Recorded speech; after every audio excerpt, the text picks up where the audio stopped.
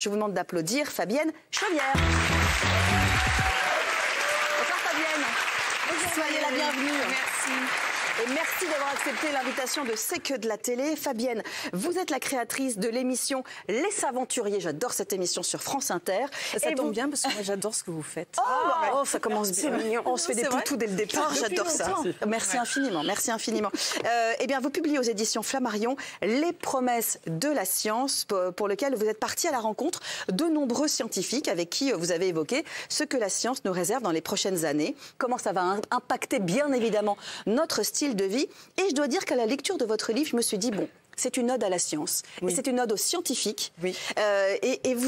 On a vraiment le sentiment que vous pensez que la science va pouvoir résoudre quasiment tous nos problèmes. Ah non! Non? Ah bon? Ah non, les scientifiques vont aider à résoudre nos problèmes, mais si on ne se prend pas en charge nous-mêmes, si on ne fait pas attention à ce qui arrive, parce qu'on vit une époque quand même un peu anxiogène, il faut bien le dire. Confirme, ouais.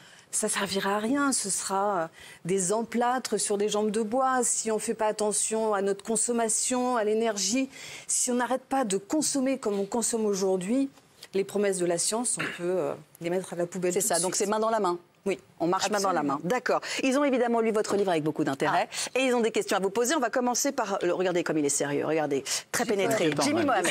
C'est inquiétant. Alors écoutez, vous dites qu'en généralisant et en améliorant le séquençage ADN, on pourra dans 20 ans traiter la dépression comme on traite le cancer. Est-ce que c'est vraiment réaliste? Alors c'est pas moi qui le dis. Ce livre, en fait, c'est une série d'interviews, d'entretiens, avec des entretiens que j'ai fait avec des scientifiques. Celui qui parle du séquençage s'appelle Jean-François Deleuze. C'est un grand spécialiste du génome, de la génomique. Pardonnez-moi, je vous coupe juste un petit instant pour nos téléspectateurs qui ne savent pas ce que ça veut dire, le séquençage. Alors, en termes très clairs et simples et limpides, hein, parce que on n'a pas que des scientifiques. Voilà. Le séquençage. Je pense qu'un médecin va pouvoir dire plus facilement si tu l'avais été. Le séquençage.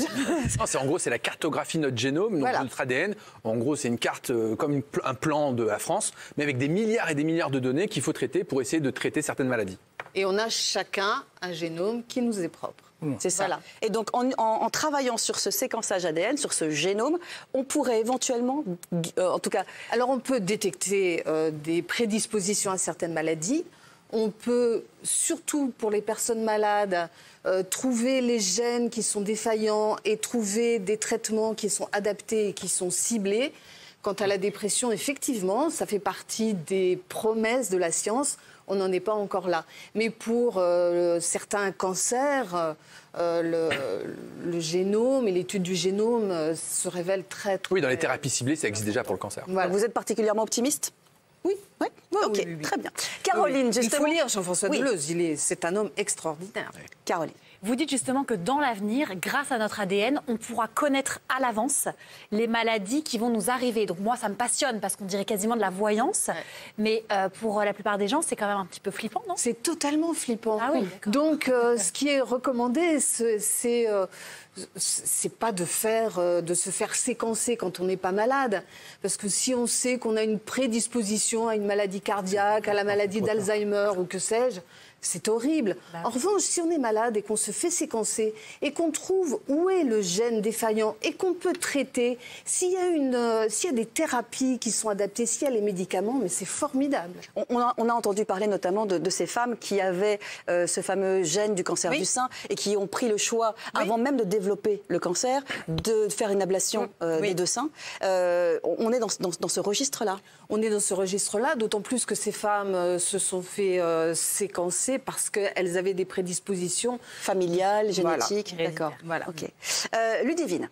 Alors, dans le livre, on a l'impression qu'il y aura des robots partout dans le futur. Et nous, les humains, on ne servira plus à rien, en vrai? Mais pas du tout. Ah bon? Les robots seront là pour nous aider.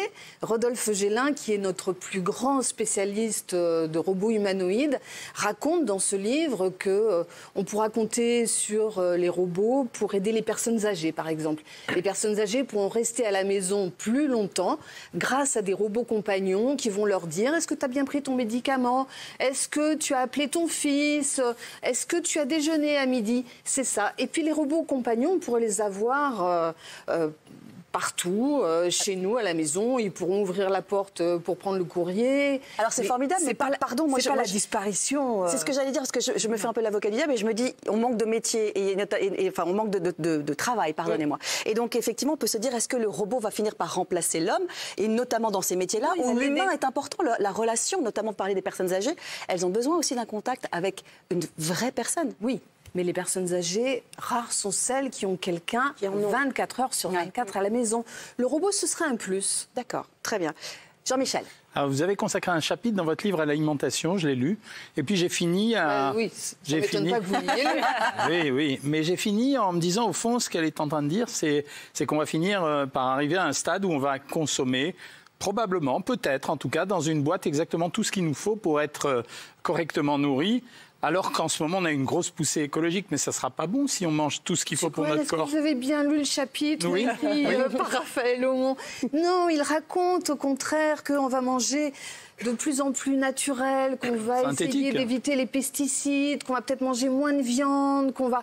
Non, surtout pas. J'ai dû me tromper de livre, alors. Vous êtes trompé de livre, peut-être. Non. D'ailleurs, il dit à un moment qu'il faut faire très attention, ça rejoint votre combat, à tout ce qui est ultra transformé. Mais bien sûr. Il dit stop à l'ultra transformé. Ben oui. Et par ailleurs, notamment, ça va nous induire en erreur parce que parfois, une couleur va induire un sentiment. Ben oui. Et lorsque l'on va voir, par exemple, un bonbon rouge, on va avoir un sentiment de puissance, de pouvoir. Alors que si le bonbon est vert, voilà. Ouais. Et donc, justement, retourner aux choses nature. Plus simples. Mais est-ce que c'est pas antinomique avec justement la science, le plus simple, le plus Mais non, nature? parce que justement, la science en cuisine, d'abord, produit de la connaissance. Ça permet de faire des mousses au chocolat avec... sans graisse, oui, vous avez raison. C'est de la cuisine chimique, sans crème fraîche. Ça permet de créer de nouveaux instruments de cuisine, des ustensiles qui vont permettre de faire de la cuisine plus facilement. Ça permet de faire des fours qui vont aider à souffler dans les préparations et à faire des choses avec beaucoup moins d'ingrédients. On va manger de façon plus saine grâce à la science et grâce à la connaissance. Alors, si vous voulez savoir tous les bouleversements qui nous attendent pour les années à venir, je vous conseille le livre de Fabienne Chauvière, Les promesses de la science. C'est chez Flammarion. C'est passionnant. C'est vraiment passionnant parce qu'on est dans une perspective. On voit le monde qui nous attend de demain.